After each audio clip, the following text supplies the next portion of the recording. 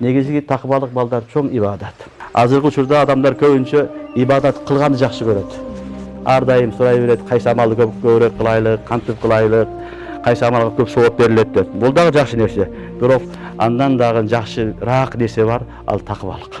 Сен орозодо нафил ибадат кылбасаң дагы, бирок күнөөдөн өзүң сактаган болсоң, сен өтө чоң абисиң. Себеби пайгамбарыбыз саллаллаху алейхи вассалам астында эки адам зикир кылынат. Зукира инда наби саллаллаху алейхи вассалам рajul bil ibada wal ijtihad hadisте келет.